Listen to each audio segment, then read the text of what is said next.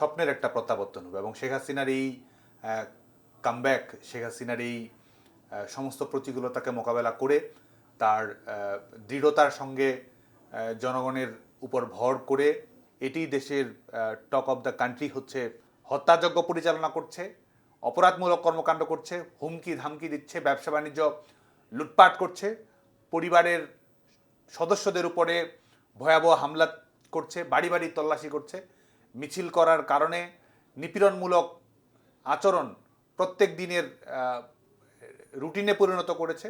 সেটিও তারা উপলব্ধি করতে পারে না, বরং বাংলাদেশের মানুষকে তারা গিনিপিগ হিসেবে ব্যবহার করে। একটা ফতোয়া জারি করা হয়েছে যে শেখ হাসিনার কোনো বিবৃতি জারি করা যাবে না। এক প্রত্যাবর্তন 2.0 নিয়ে আপনারা কি ভাবছেন, এবং এই যে বাংলাদেশের মিডিয়াতে এই ধরনের ফতোয়া? আওয়ামী লীগ সভাপতি বঙ্গবন্ধু কন্যা দেশরত্ন শেখ হাসিনার প্রত্যাবর্তনকে ঘিরে বাংলাদেশের মানুষের মধ্যে অদ্ভুত এক আশাবাদের জাগরণ তৈরি হয়েছে। মানুষ মুখিয়ে আছে শেখ হাসিনা কখন বাংলাদেশে ফিরবে, এবং বাংলাদেশের মানুষ হৃদয় ভরা ভালোবাসা দিয়ে, মমতা দিয়ে এবং ভবিষ্যৎ নিয়ে এক ধরনের উচ্চ প্রত্যাশা নিয়ে শেখ হাসিনার প্রত্যাবর্তনের দিকে তাকিয়ে আছে। দলীয় প্রস্তুতি, মানুষের মধ্যে স্বতঃস্ফূর্ত সমর্থন এবং ভবিষ্যৎ রাজনৈতিক পদক্ষেপ আওয়ামী লীগের, এটিকে কেন্দ্র করেই আমাদের বাংলাদেশের রাজনীতিতে একটা তুমুল তরঙ্গ উপস্থাপিত হয়েছে। এবং আমরা বিশ্বাস করি যে শেখ হাসিনার এই প্রত্যাবর্তন বাংলাদেশের রাজনীতির সমীকরণ বদলে দেবে, বাংলাদেশে আবারও বদলের রাজনীতির সূচনা করবে এবং বাংলাদেশের মানুষ যেটি প্রত্যাশা করছে, একটা গণতান্ত্রিক নিরাপদ বাংলাদেশ, একটা অধিকার ভিত্তিক বাংলাদেশ, শেখ হাসিনার প্রত্যাবর্তনের মধ্য দিয়ে তাদের স্বপ্নের একটা প্রত্যাবর্তন হবে। এবং শেখ হাসিনার এই কামব্যাক, শেখ হাসিনার এই সমস্ত প্রতিকূলতাকে মোকাবেলা করে তার দৃঢ়তার সঙ্গে জনগণের উপর ভর করে আবারও ঘুরে দাঁড়ানোর যে লড়াইয়ের দীপ্ত উচ্চারণ, এটা বাংলাদেশের রাজনীতিতে একটি ইতিবাচক পরিবর্তনের দিকে নিয়ে যাবে, সেটি সবার মধ্যে সেই সম্ভাবনাটা প্রতিফলিত হচ্ছে। আপনার কি মনে হয় যে এই ঘোষণার পর থেকে আপনারা কি অবজার্ভ করছেন যে আদতে কারা ভয় পেয়েছে, আদতে কারা ভয়ে আছে? কারণ একাধিক বক্তব্য উঠে আসছে, দেখছি নাহিদ বা অন্যান্য যারা রয়েছেন তারা বিভিন্ন কথা বলছেন। কতটা ভয়ে রয়েছেন তারা? মিডিয়াতে তো সম্পূর্ণভাবে এক ধরনের অলিখিত, লিখিত সব ধরনের নির্দেশনাই দেয়া রয়েছে এবং শেখ হাসিনার সাক্ষাৎকার, বক্তৃতা, বিবৃতি প্রচার করা যাবে না। যদিও বাংলাদেশের মানুষের সবচেয়ে বেশি আগ্রহের বিষয় এটি, এটি দেশের টক অফ দ্য কান্ট্রি হচ্ছে শেখ হাসিনার যে দৃঢ় উচ্চারণ, কিন্তু বাংলাদেশের সরকার নির্দেশনা দিয়েছে এ সম্পর্কিত কোনো ধরনের সংবাদ বিজ্ঞপ্তি, নিউজ, কোনো ধরনের কোনো কিছুই করা যাবে না। এমনকি আন্তর্জাতিক গণমাধ্যম সেটি করলেও বাংলাদেশের গণমাধ্যম যেন সেটি না করতে পারে, এজন্য সরকার দফায় দফায় ব্যাপারে নির্দেশনা দিচ্ছে। সামরিক বেসামরিক গোয়েন্দা সংস্থাগুলোকে ব্যবহার করা হচ্ছে এই ব্যাপারে, যেন কোনো ধরনের তথ্য যেন প্রচারিত না হয়। কিন্তু আসলে যে পরিস্থিতি তৈরি হয়েছে, বাংলাদেশের মানুষের যে আগ্রহ তৈরি হয়েছে, মানুষই আসলে শেখ হাসিনার সবচেয়ে বড় মিডিয়া।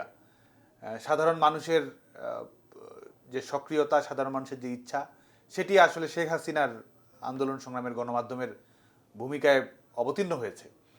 এবং এই ধরনের বিধিনিষেধ আরোপ করে, এই ধরনের সেন্সরশিপের বিধিনিষেধ আরোপ করে আমরা মনে করি যে শেখ হাসিনার লড়াই সংগ্রামকে আসলে বিঘ্নিত করা যাবে না। শেখ হাসিনা ফিরছেন, বাংলাদেশের মানুষ সেটা অক্ষরে অক্ষরে জানে এবং এটাকে কেন্দ্র করেই বাংলাদেশের মানুষ পরবর্তী রাজনৈতিক পদক্ষেপের কথা ভাবছে। কিন্তু আমি যে ভয়ের প্রশ্নটা করছিলাম, যে ভয় কারা পাচ্ছে দেখছেন? কারণ এই টোটাল আন্দোলন যারা করেছিলেন, নাহিদ থেকে শুরু করে যারা, বা বিদেশে বসে যারা ইউটিউবার ছিলেন, বিভিন্ন রকম উস্কানি দিয়েছেন, ছাত্র আন্দোলনের নামে, বৈষম্য বিরোধী ছাত্র আন্দোলনের নামে বাংলাদেশে অরাজকতা সৃষ্টি করেছেন জামাতের লোকজন, এনসিপির লোকজন, এদের এত ভয় কেন? একটি হচ্ছে যে অপ্রাসঙ্গিক হয়ে যাওয়ার ভয়, আরেকটি হচ্ছে যে যে অপরাধমূলক কর্মকাণ্ডের সঙ্গে তারা সম্পৃক্ত থেকেছে, সেটা আইনের শাসনের আশায়, আইনের শাসনের আওতায় আসার ভয়। কারণ তারা তাদের কর্মকাণ্ড সম্পর্কে জানে, তার যে কারণে তারা ইনডেমনিটির মতো রক্ষা কবচ তৈরি করেছে নিজেদের অপরাধমূলক কর্মকাণ্ডের সুরক্ষা এবং নিশ্চয়তার জন্য। তারা জানে যে শেখ হাসিনার রাজনীতি, আওয়ামী লীগের রাজনীতি হচ্ছে জনগণকে ক্ষমতায়িত করা রাজনীতি। আজকে যখন তারা জনগণকে সাইডলাইনে পাঠিয়ে এক ধরনের দফা রফার মাধ্যমে এক ধরনের পেছনের দরজা দিয়ে তারা ক্ষমতায়িত হয়েছে, তারা জানে যে তাদের এই সব কিছুই আবারও পরাজিত হবে জনগণের শুভ শক্তি জাগরণের মধ্য দিয়ে। সে কারণেই তারা আসলে সন্ত্রস্ত, জনগণের উত্থানের ভয়ে তারা সন্ত্রস্ত, গণতন্ত্র এবং ন্যায় বিচারের লড়াই বিজয়ী হওয়ার ভয়ে তারা সন্ত্রস্ত, এবং এই অবৈধ ক্ষমতায় প্রশাসনের নির্বাচনের মাধ্যমে ক্ষমতায়িত হওয়ার মাধ্যমে তারা যে বিত্ত বৈভব গড়ে তুলেছে, ব্যবসা বাণিজ্য লুটপাটের যে লাইসেন্স তারা পেয়েছে, এবং জনগণকে সন্ত্রস্ত করে তারা যে তাদের ক্ষমতাকে রিনিউ করেছে, সেটির মেয়াদ শেষ হয়ে যাওয়ার ভয়ে তারা আসলে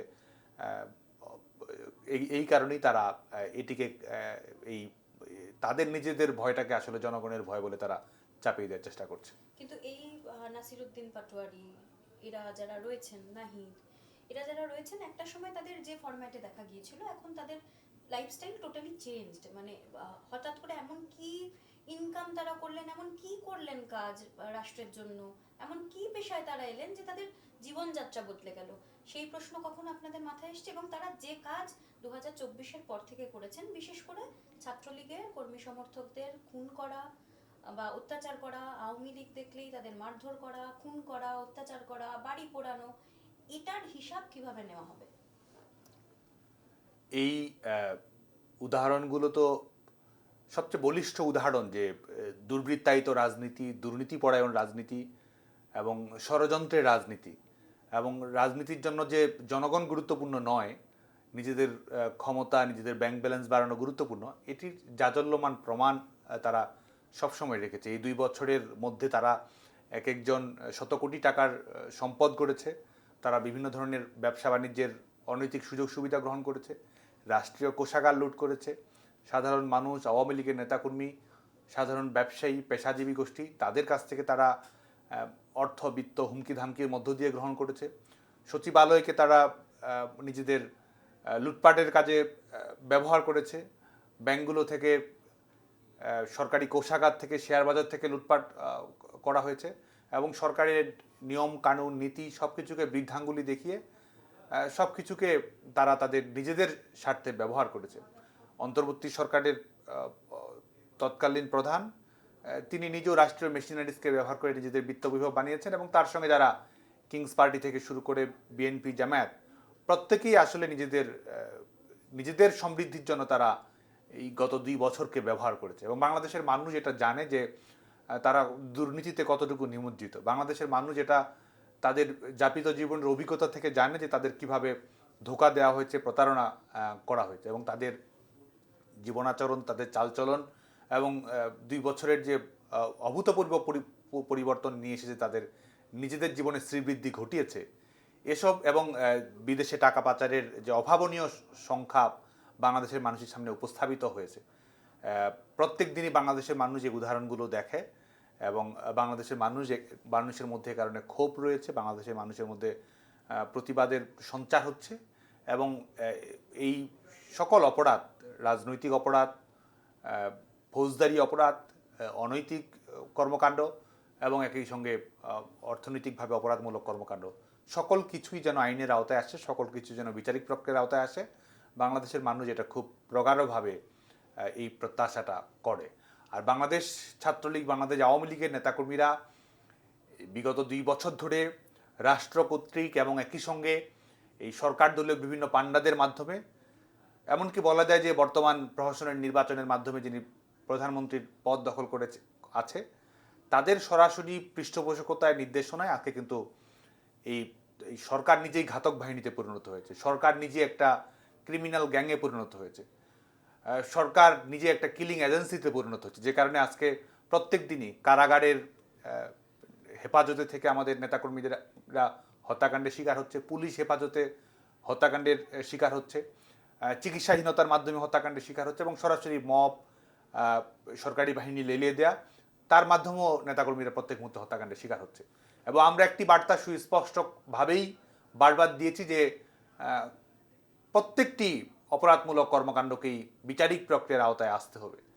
যারা আওয়ামী লীগের নেতাকর্মীদের উপরে, সমর্থক শুভাকাঙ্ক্ষীদের উপরে যারা হত্যাযজ্ঞ পরিচালনা করছে, অপরাধমূলক কর্মকাণ্ড করছে, হুমকি ধামকি দিচ্ছে, ব্যবসা বাণিজ্য লুটপাট করছে, পরিবারের সদস্যদের উপরে ভয়াবহ হামলা করছে, বাড়ি বাড়ি তল্লাশি করছে, মিছিল করার কারণে নিপীড়নমূলক আচরণ প্রত্যেক দিনের রুটিনে পরিণত করেছে, তাদের সবাইকে আইনের বিচারিক প্রক্রিয়ার আওতায় যেমন আসতে হবে এবং একই সঙ্গে রাজনৈতিকভাবেও তাদের জবাবের আওতায় আসতে হবে। লিস্টিং করছেন আপনারা, আপনারা জানেন যে কারা কারা আপনাদের উপর হামলা আক্রমণ, আপনাদের কর্মী সমর্থকরা তো নিয়মিত আপনাদের সঙ্গে যোগাযোগে রয়েছেন, নেত্রীর কাছেও তারা ফোন করছেন বা যোগাযোগ রেখেছেন আপনাদের। শেখ হাসিনাকে আমরা দেখছি তিনি কানেক্ট করেন প্রতিদিন এবং তিনি বলছেন, আপনারাও এরকম কি লিস্টিং করছেন? আপনারা জানেন কারা করছেন? প্রত্যেকটি ঘটনাই ডকুমেন্টেড রয়েছে, প্রত্যেকটি ঘটনার দালিলিক প্রমাণ আমাদের কাছে সংরক্ষিত আছে। যারা অপরাধমূলক কর্মকাণ্ড করছে, পৃষ্ঠপোষকতা প্রদর্শন করছে, পেছনে থেকে যারা ছক আঁকছে, যারা বাস্তবায়ন করছে, যারা সুবিধাভোগী হচ্ছে, বিশ্ববিদ্যালয়গুলো থেকে, কলেজগুলো থেকে, শিক্ষা প্রতিষ্ঠানগুলো থেকে, যারা শিক্ষার অধিকার থেকে বাংলাদেশের নাগরিকদের, তরুণদেরকে যারা বঞ্চিত করছে, চাকরি থেকে বাতিল করে দিচ্ছে, সরাসরি আক্রমণ পরিচালনা করছে, প্রত্যেকটি ঘটনাই কিন্তু আমাদের কাছে এবং প্রত্যেকটি আমাদের রাজনৈতিক সংগঠন, সামাজিক সাংস্কৃতিক সংগঠন সবার কাছেই কিন্তু সব কিছুই সংবিধিবদ্ধভাবে লিপিবদ্ধ থাকছে। এবং যারা এই কাজগুলো করছে আমরা বারবার সতর্কবার্তা উচ্চারণ করেছি এবং এটি সুস্পষ্ট যে এটা আসলে ধরে ধরে প্রত্যেকটি ঘটনাকে বিচারিক প্রক্রিয়ার আওতায় নিয়ে আসা হবে এবং প্রত্যেকটি ঘটনার জন্য যা যা করা প্রয়োজন, যা যা জবাব দেওয়া প্রয়োজন, ন্যায় বিচার নিশ্চিত করার জন্য যা যা করা প্রয়োজন, আমাদের পক্ষ থেকে, দলের পক্ষ থেকে এবং ভবিষ্যতে আওয়ামী লীগের নেতৃত্বে যে সরকার গঠিত হবে তার পক্ষ থেকে অবশ্যই এগুলোকে বিচারিক প্রক্রিয়ার আওতায় আসতে হবে। এবং এটা মনে করার কোনো কারণ নেই যে একটি ঘটনাও তার জন্য যে উপযুক্ত প্রাপ্তিটি নিশ্চিত করা হবে তার বাইরে কোনো ঘটনা ছাড় পাবে। এটি কোনো ঘটনায় স্কিপ করার সুযোগ নেই। ছোট হোক বড় হোক, প্রত্যেকটি অপরাধমূলক কর্মকাণ্ডই আসলে বিচারিক প্রক্রিয়ার আওতায় আসবে। এই নাসিরউদ্দিন পাটোয়ারি, নাহিদ ইসলামরা বা শারজিস আলমরা এরা বারবার করে আপনাদের কয়েকজনের নাম করে হুঁশিয়ারি দেন। আজকের দিনে দাঁড়িয়ে যখন ডিসেম্বরে প্রত্যাবর্তনের কথা আসছে, তাদের উদ্দেশ্যে কোনো বার্তা দিতে চান, মানে এনসিপির এই তথাকথিত নেতাদের সম্পর্কে? আজকে দেশে যারা ক্ষমতা জবরদখল করে রেখেছে এবং এই কিংস পার্টির বিভিন্ন শাখা প্রশাখা আজকে যারা গড়ে উঠেছে, তারা আসলে নিজেদের নৈতিক শক্তিতে কিংবা জনগণের শক্তি কোনোটাতেই আসলে ক্ষমতায়িত নয়। তারা আসলে তাদের যে বিদেশি প্রভুরা যাদের মাধ্যমে তারা 5ই আগস্টের ষড়যন্ত্র, টার্গেট কিলিং বাস্তবায়ন করেছে, তারা আসলে তাদের ক্রীড়নক হয়েই বর্তমানে তাদের ভূমিকা পালন করছে এবং তারা জানে যে তারা যাদের হয়ে তারা পুতুল নাচের ইতিকথা লিখছে তাদের সময় আসলে শেষ হয়ে আসছে এবং সে কারণে তারা নিজেদের বাক্সপেটরা তো গোছানো শুরু করেছেই এবং একই সঙ্গে তাদের বিত্ত বিভবের সুরক্ষা সেটি নিয়েই তারা আসলে ব্যতিব্যস্ত। এর বাইরে যেসব তারা বলছে এসব আসলে ফাঁকা আওয়াজ এবং আওয়ামী লীগের যারা আজকে এই বাংলাদেশের বাস্তবতার কারণে যারা আজকে দেশের বাইরে আসতে বাধ্য হয়েছে তারা প্রত্যেকেই কিন্তু ফিরতে শুরু করেছে এবং আমরা সবাই আমাদের দলীয় নেতাকর্মী, আমাদের সমর্থক, শুভাকাঙ্ক্ষী দেশে বিদেশে প্রবাসে যে যেখানে যে অবস্থায় আছে সেখান থেকেই কিন্তু প্রত্যাবর্তন করবে, রাজপথে প্রত্যাবর্তন করবে, আন্দোলন সংগ্রাম করবে এবং মুখোমুখি হয়েই কিন্তু আমরা সমস্ত কিছুর ফয়সালা করব। এবং কি বলবেন যে কাউন্টডাউন স্টার্টস ফর দেম? সেই কাউন্টডাউন তো শুরু হয়ে গেছেই এবং সেই কাউন্টডাউন যে শুরু হয়ে গেছে সেটা তারা নিজেরাও ভালো করে জানে এবং সে কারণেই তারা আসলে প্রহর গুনছে তাদের এই ষড়যন্ত্রমূলক যে ক্ষমতা সেটি শেষ হওয়ার প্রহর তারা গুনছে এবং আমরা আমাদের যে রাজনৈতিক লড়াই সেটিকে আমরা নতুন মাত্রায় নিয়ে যাওয়ার জন্য আমাদের যে দলীয় কর্মসূচি কৌশল সেটি ত্বরান্বিত করছি এবং তাদের জনগণের যে সমর্থন সেটি আওয়ামী লীগের জন্য, বঙ্গবন্ধু কন্যা দেশরত্ন শেখ হাসিনার জন্য প্রত্যেক মুহূর্তেই সেটি বৃদ্ধি পাচ্ছে।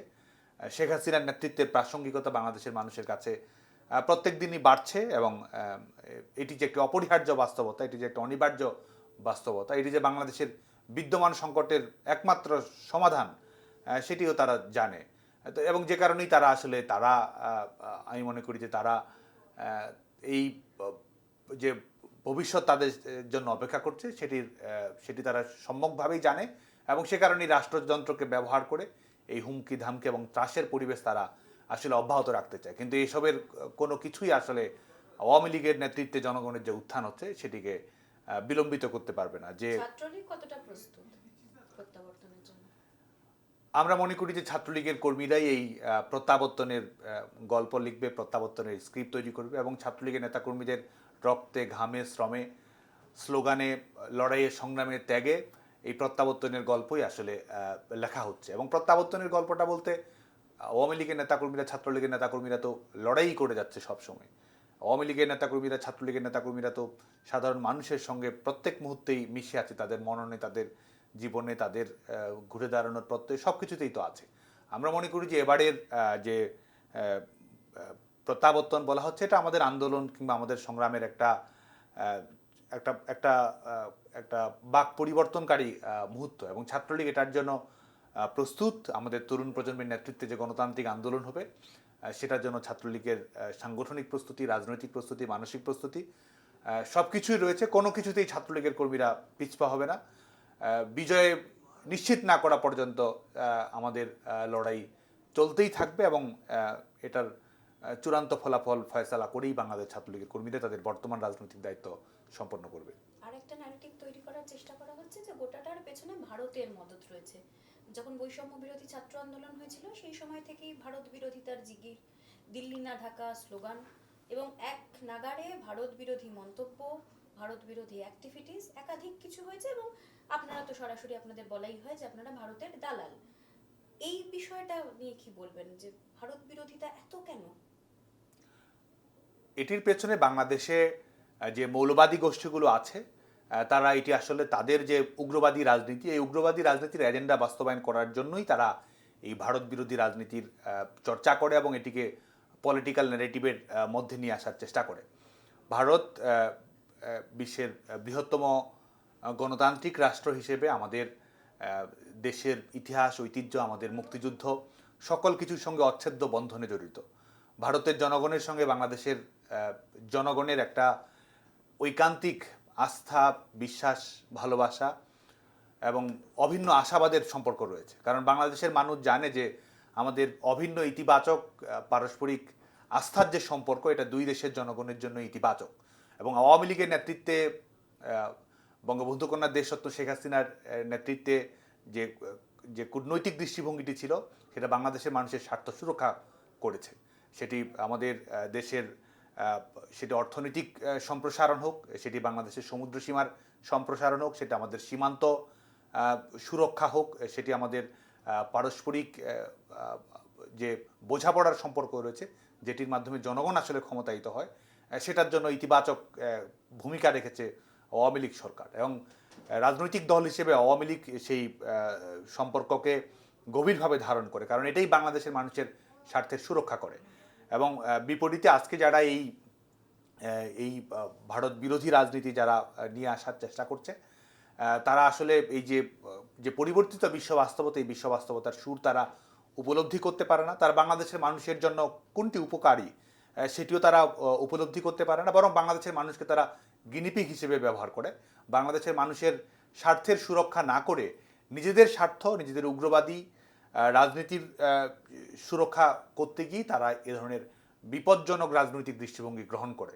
এবং এই বিপজ্জনক রাজনৈতিক দৃষ্টিভঙ্গি বাংলাদেশের মানুষের স্বার্থের পরিপন্থী, আমাদের স্বাধীনতা, সার্বভৌমত্বের জন্য বিপজ্জনক।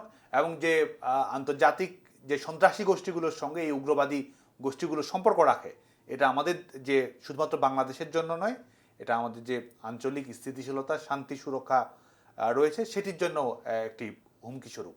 এই উগ্রবাদী সন্ত্রাসী নেটওয়ার্ক বাংলাদেশের অভ্যন্তরেও বিভিন্ন ধরনের সন্ত্রাসী কর্মকাণ্ড পরিচালনা করেছে। এটা আমাদের কোনো সাংবিধানিক গণতান্ত্রিক ব্যবস্থায় তারা বিশ্বাস করে না। এবং আজকে বাংলাদেশে যখন গণতান্ত্রিক রাষ্ট্র ব্যবস্থাটা ভেঙে পড়েছে, আইন শৃঙ্খলা ব্যবস্থা যখন ভেঙে পড়েছে, বাংলাদেশ যখন আজকে আন্তর্জাতিক সন্ত্রাসী গোষ্ঠীর অবাধ বিচরণ ক্ষেত্রে পরিণত হয়েছে, তখন আসলে আমাদের এই বিষয়ে আমরা জনগণের এই বিষয়ে উদ্বেগ রয়েছে। জনগণ আসলে এই বিষয়ের একটা সুরাহা চায়। গণতান্ত্রিক রাষ্ট্র ব্যবস্থা যেমন চায় বাংলাদেশের জনগণ, একই সঙ্গে এই উগ্রবাদী সন্ত্রাসী নেটওয়ার্ক গোষ্ঠীটি যেন তাদের যে দিবা স্বপ্ন সেটি যেন বাস্তবায়ন না করতে পারে, সে ব্যাপারেও কিন্তু বাংলাদেশের জনগণের আশা রয়েছে, সজাগ দৃষ্টি রয়েছে। সাংগঠনিক নিজেদের ক্ষমতা নাকি অন্য পররাষ্ট্রের মদত, কোনটার সাহায্যে আপনারা প্রত্যাবর্তন 2.0 করছেন ডিসেম্বর? আওয়ামী লীগের রাজনৈতিক যে সংগ্রাম, আমাদের দীর্ঘদিনের যে ঐতিহ্য এবং ভবিষ্যতেও যে আমাদের কৌশল, সেটার কেন্দ্র হচ্ছে জনগণ। সেটার নিউক্লিয়াস হচ্ছে বাংলাদেশের যে রাষ্ট্র, সেই তার জনগণের স্বার্থের সুরক্ষাকে কেন্দ্র করেই বাংলাদেশের রাজনীতি আবর্তিত হয়। সেটা নিশ্চিত করাই আওয়ামী লীগের এবং আমাদের রাজনৈতিক দলের অন্যতম ম্যান্ডেট। এবং আওয়ামী লীগ সভাপতি বঙ্গবন্ধু কন্যা দেশরত্ন শেখ হাসিনা সবসময় আন্দোলন সংগ্রামে ভরসা করেছেন জনগণের উপরে। জনগণের প্রত্যাশা, প্রাপ্তি, তাদের বাস্তবতা, সেটার সঙ্গে সামঞ্জস্য রেখেই তিনি কর্মকাণ্ড পরিচালনা করেছেন। তো বর্তমানেও আমাদের ভরসার কেন্দ্র হচ্ছে বাংলাদেশের জনগণ। এবং বাংলাদেশের জনগণ একটা গণতান্ত্রিক রাষ্ট্র ব্যবস্থা চায়, বাংলাদেশের জনগণ একটা নিরাপদ বাংলাদেশ চায়, বাংলাদেশের জনগণ মুক্তিযুদ্ধের অঙ্গীকারের ভিত্তিতে পরিচালিত একটা রাষ্ট্র ব্যবস্থা চায়। আজকে যখন জনগণের এই সকল প্রত্যাশাকে অপ্রাসঙ্গিক করে দেওয়ার চেষ্টা করা হচ্ছে, তখন আওয়ামী লীগ জানে যে জনগণের এই প্রত্যাশা পূরণ করার মাধ্যমেই আমাদের আন্দোলন সংগ্রামকে শক্তিশালী করা সম্ভব। একই সঙ্গে আমরা বিশ্বাস করি যে বিশ্বের সকল এই গণতন্ত্রের প্রতি সংবেদনশীল দায়বদ্ধ রাষ্ট্র সংস্থা, আমরা বিশ্বাস করি যে বাংলাদেশের জনগণের যে গণতান্ত্রিক আন্দোলন, সেই গণতান্ত্রিক আন্দোলনের প্রতি তারা ইতিবাচক সমর্থন প্রকাশ করবে। বাংলাদেশে একটা বহু প্রচলিত এবং অবশ্যই বঙ্গবন্ধুর বক্তব্য, যে বক্তব্য সব থেকে যে কোনো ক্ষেত্রে ব্যবহার করা হয়, আমাগো কেউ দাবায় রাখতে পারবে না, আজকের দিনে দাঁড়িয়ে বাংলাদেশের মানুষের উদ্দেশ্যে কি সেই কথাটাই বলবেন? অবশ্যই বাংলাদেশের জনগণের লড়াই সংগ্রামের যে কোনো পরাজয় নেই, তার সবচেয়ে বড় প্রমাণ তো আওয়ামী লীগের রাজনৈতিক লড়াই সংগ্রাম। সমস্ত প্রতিকূলতাকে মোকাবেলা করে আওয়ামী লীগ এই দেশের স্বাধীনতা নিশ্চিত করেছে, গণতন্ত্রকে চ্যাম্পিয়ন করেছে। একটা স্থিতিশীল কল্যাণধর্মী রাষ্ট্র ব্যবস্থা আওয়ামী লীগই উপহার দিয়েছে। এবং বাংলাদেশকে যে দাবিয়ে রাখা যায় না, আওয়ামী লীগের নেতৃত্বাধীন সরকার তো সেটি প্রত্যেক মুহূর্তেই প্রমাণ করেছে। তাদের দৃঢ়, দূরদর্শী এবং জনগণ কেন্দ্রিক নেতৃত্বের মাধ্যমে তারা সেই রূপায়ণটাও ঘটিয়েছে। সে কারণে আওয়ামী লীগের নেতৃত্ব বাংলাদেশের জনগণের কাছে পরীক্ষিত নেতৃত্ব। আওয়ামী লীগের ক্ষমতায়িত হওয়া আসলে সত্যিকার অর্থে জনগণের ক্ষমতায়িত হওয়া। এবং আওয়ামী লীগ এমন একটি রাজনৈতিক দল যারা সবসময়ই যে পরিবর্তিত বিশ্ব বাস্তবতা সেটিকে উপলব্ধ সব করে। নিরীক্ষাধর্মী গণতান্ত্রিক উপলব্ধি আওয়ামী লীগের প্রবলভাবে রয়েছে এবং এক ধরনের প্রতিযোগিতামূলক রাজনীতির প্রত্যাশা আওয়ামী লীগ সেটি সবসময়ই প্রত্যেক মুহূর্ত দেখতে চায়। একটা সাংবিধানিক গণতান্ত্রিক ব্যবস্থা বাংলাদেশে সবসময় অটুট থাকুক, এটি আওয়ামী লীগ সবসময় নিশ্চিত করতে চায়। এবং এটির ফলাফলই হচ্ছে যে দাবিয়ে রাখতে না পারার জন্য যে পরীক্ষিত নেতৃত্ব, তার প্রয়োজনীয়তা উপলব্ধি করা। আজকের দিনে বাংলাদেশের জনগণও সেটি প্রবলভাবে করে এবং আওয়ামী লীগও সেই এটি এক ধরনের আমাদের কাছে ওয়েক আপ কল, এটি এক ধরনের কল অফ ডিউটি। এবং আওয়ামী লীগ বর্তমান সময়ে বাংলাদেশ যে চ্যালেঞ্জগুলো মোকাবেলা করছে, সেই চ্যালেঞ্জগুলো মোকাবেলা করার ক্ষেত্রে এই দাবিয়ে রাখতে না পারার জন্য যে আমাদের এক ধরনের চিরন্তন বিজয়ের সংগ্রামের ইতিহাস, সেটিকে আওয়ামী লীগ ভবিষ্যতেও আমি বিশ্বাস করি যে সবসময় সেটিকে অটুট রাখবে। ছাত্রলীগের কর্মী সমর্থকদের কোনো বার্তা দিতে চান ডিসেম্বরকে কেন্দ্র করে? বাংলাদেশ ছাত্রলীগের কর্মীদেরকে একটা গণতান্ত্রিক বিপ্লবের জন্য প্রস্তুতি গ্রহণ করতে হবে। বাংলাদেশ ছাত্রলীগের কর্মীদেরকে আমাদের এই দেশের রাজনীতির সমীকরণ বদলে দেওয়ার জন্য শপথ গ্রহণ করতে হবে। যে প্রস্তুতি আমরা গ্রহণ করছি, সেই প্রস্তুতি আমাদের জন্য নয়, বাংলাদেশের জনগণের জন্য। যে লড়াই আমরা করছি, সেটা যে রাষ্ট্র ব্যবস্থা আমরা চাই, সেই রাষ্ট্র ব্যবস্থার গণতান্ত্রিক, আধুনিক, অধিকারভিত্তিক রাষ্ট্র ব্যবস্থা বাস্তবায়ন করার জন্য। যে সংগ্রাম আমরা করছি, সেটা বাংলাদেশের সমস্ত মানুষের জন্য, দেশের জন্য, বদলের জন্য, ভবিষ্যতের জন্য, পরিবর্তনের জন্য। এবং আমি বিশ্বাস করি যে আমাদের ছাত্রলীগের কর্মীরাই এই লড়াই সংগ্রামে নেতৃত্ব দেবে, তারাই জনগণকে চ্যাম্পিয়ন করবে এবং এই লড়াই সংগ্রামকে চূড়ান্ত বিজয়ের দিকে অবতীর্ণ করার মাধ্যমে বাংলাদেশ ছাত্রলীগ তার ইতিহাস অর্পিত দায়িত্ব পালন করবে।